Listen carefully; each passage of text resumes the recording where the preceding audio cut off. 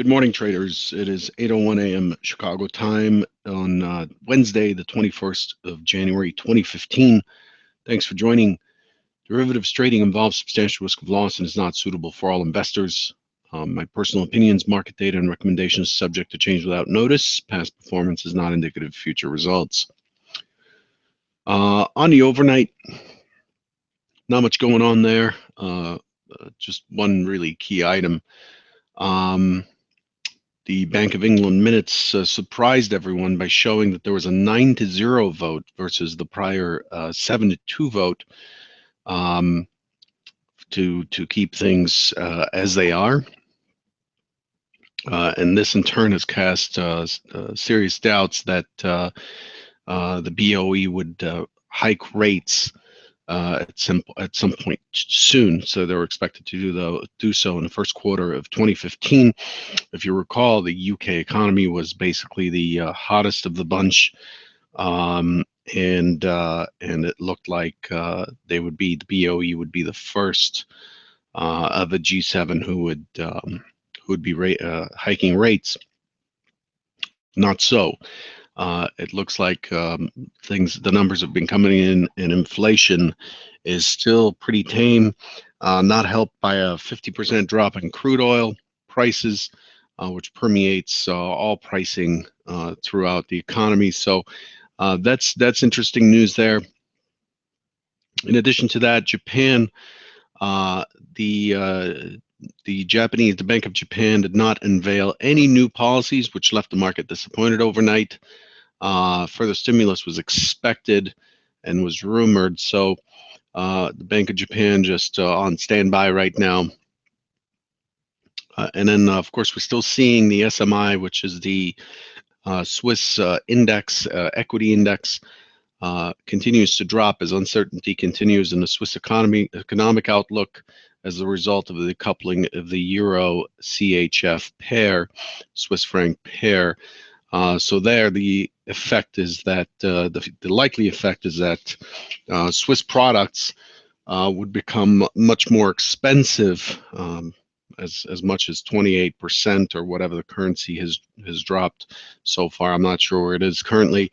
I don't trade currencies. But I think the correction was about 28, depending on where you're getting your quotes, 28 to about 40% last week. And that's essentially what prices will look like to Europeans consuming Swiss products. Switzerland's the lion's share of Switzerland's exports are to Europe. At 7:30, we had December U.S. housing starts came in at 1.089 million versus 1.04 million estimated. Building permits 1.03 versus 1.06. Strong numbers from single-family home sales.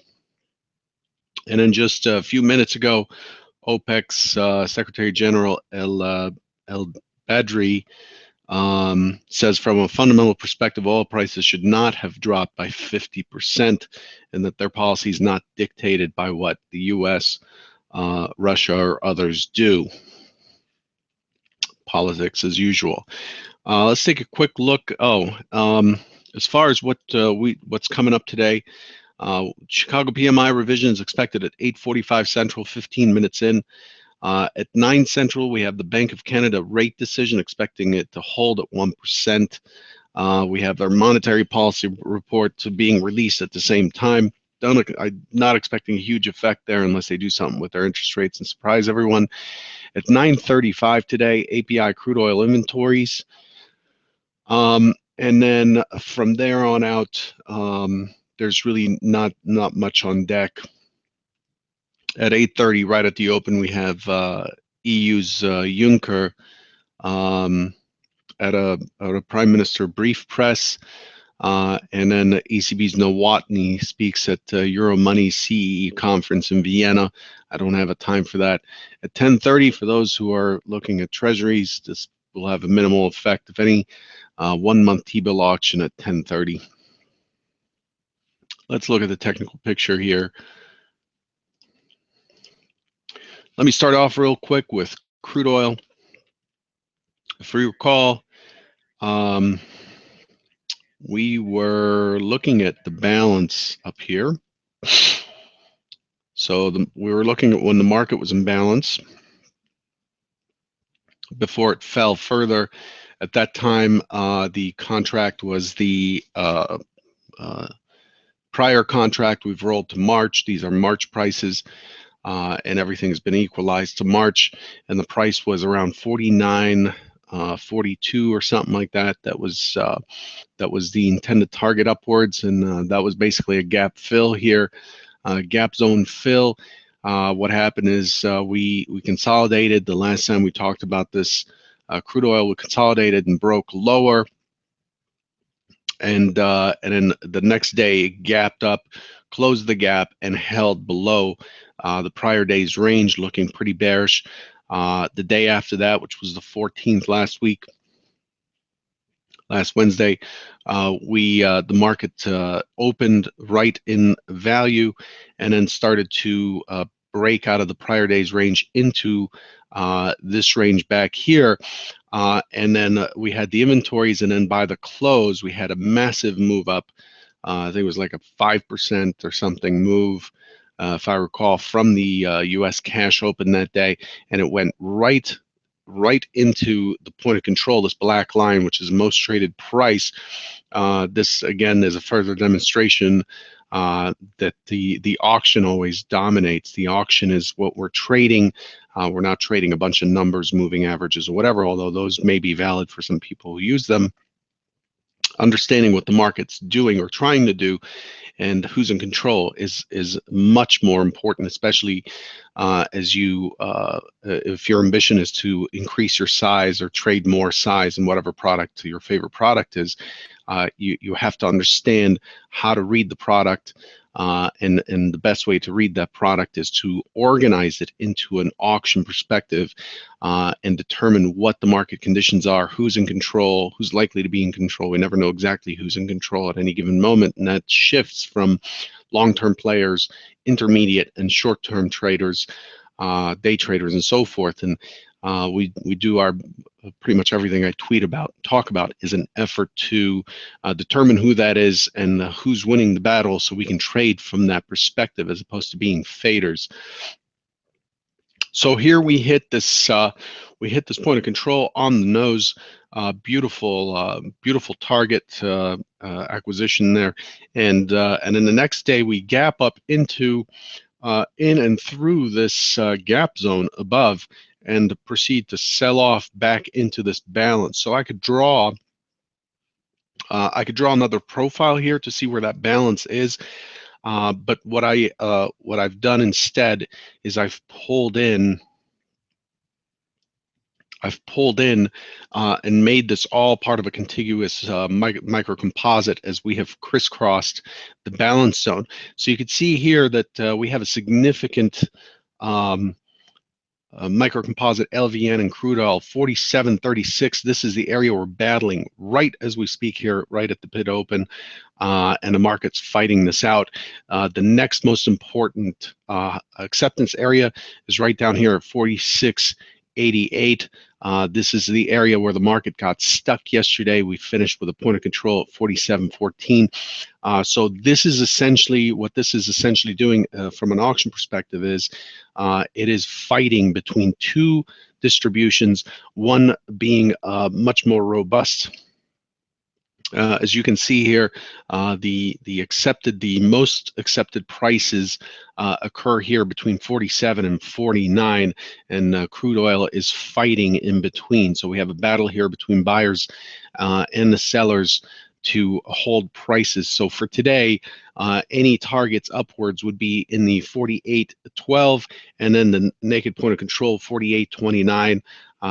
Those would be my targets upwards, with the key target being this point of control, which has dropped slightly to 48.90. Before it was at 49.15, and we went to 49.20. 5 ticks in this product is nothing at all as far as pushing through levels. So it's key for the buyers here to hold this area and to start working their way back into prior accepted prices. We have a two-prong high volume node here, and it's we take them one at a time. 48.12, 48.15 first, the point of control next, and then 48.90 and 49.12. Those are the key areas above. If this starts to roll over and push lower, then we're looking for 46.87, 46.90. The naked point of control from the 14th was taken out yesterday. Also, by a few ticks, by about 16 ticks or 17 ticks, and we still have one beneath there, which we opened a tick above, but never really closed. And this would be the next target down, and of course new lows and a continuation of the impulsive wave that we have going on. That's been going on for some time. So when we zoom out here, we see that crude oil is really in an impulsive wave, and this I suspect that the action that we're in now is the extension or continuation portion, and there may be a correction coming. Bottom line, if you're bearish about crude still, don't blame me. The intermediate term trend is bearish. We've basically broken through pretty much all levels on the downside, so a bearish tack, depending on your time frame, and that's a key element, is justified. But I expect that there would be a rotation up back into the 51, 52 area fairly soon to adjust prices and test for sellers at those prices. So that's crude oil. And as far as what the ES has done yesterday, we opened in a gap, we gapped up, and we had an open auction out of range. The market attempted to go higher. The primary hypothesis yesterday, if you recall from the video from yesterday's broadcast, is responsive selling back towards 2013, potentially a little bit lower into the LVN zone, and expected buyers to step in and take this up and start moving towards the 28.75, 28 area. If you recall on the 16-minute, again with this dotted profile showing us the big picture, we were expecting the overnight high was at 26.50, which is right at the edge of this high volume node. So you can see here the highest volume node in this area is at 26.50 on the nose, and the expectation, the probabilities given the way this market opened, the expectation was for that high to be taken at 26.50, and it was not. Hypo 2 was for it to test higher first, potentially breach overnight high, find sellers back down and through yesterday's range. 2004 being a key test area, we ended up putting in the IB low at 2003.50, so we breached it by 2 ticks, and then the market tried to push through to 97.50. We have a bunch of areas below us, but overall it curved back up. We have a higher high, higher low. Excuse me, higher high, higher low. The point of control is in value. This looks like balance. So essentially what we could do here, we could start doing is building another MC microcomposite for this area. I'm not going to do that now because it's going to clutter things up. But essentially we are stuck in a very large balance zone. So let's look at that here. So you can see these shifted this profile over just to show you how balance is created. Here's opening on the downside, going up, opening higher, going down, open at the low, go up, open higher, go down, test up. This is typical balance. This is when a new microcomposite's built, and then we find out what is the balance price, or the most valuable price, or the most traded price in this area is 98.50 yesterday. As I said, we went to 97.50, so we pushed through by 4 ticks. That includes that value. We didn't push through to where the next level down, which was 95. So yesterday's low is essentially becoming the point of control in this microcomposite zone. Beautiful, beautifully balanced profile. I think, in my opinion, the way this is set up, the market's getting ready for another rotation higher. It looks like it's likely to make another run for 2060 over the next couple of days. I want to remind you again, ECB The ECB rate decision comes in tomorrow, and the press conference comes in tomorrow, and there are some high expectations for the ECB to do something in light of these interest rates being dropped in Denmark, Turkey. Not that Turkey affects the ECB's decisions much, but the Euro Swiss pair really puts some pressure on the ECB to do something. We saw from the German zoo numbers that the market's anticipating better better exports now that the euro is as cheap as it is. The euro has taken it on the chin pretty good over time. So when we look at the euro here, we've hit a low of less than $1.15 per euro, and it's kind of regaining, trying to come back on some of this selling. Target for the euro upwards is about 118 on the nose, 117.97. That's the expected area to pull back to. If the euro goes higher tomorrow on the ECB, that would be the target. If not, then we're looking for lower lows below 114.67 for it to continue towards parity with the US dollar.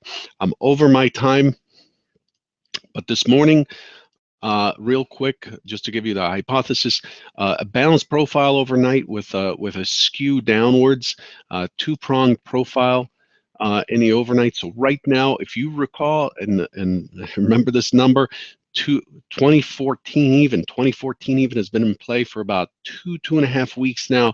It's in play again tonight. Today, we have a two-pronged overnight profile with the mid and the overnight LVN at 2014. That'll be the over underline. It looks to me, based on the overnight profile, the primary hypothesis is an expectation of the market testing lower, taking out the overnight low, potentially pushing to 2005 again, and I expect it to find support to turn up and back into the 2016. That's what I'm looking for. High potential for an inside day. Not seeing any news-based items that would push the market around or cause it to revalue.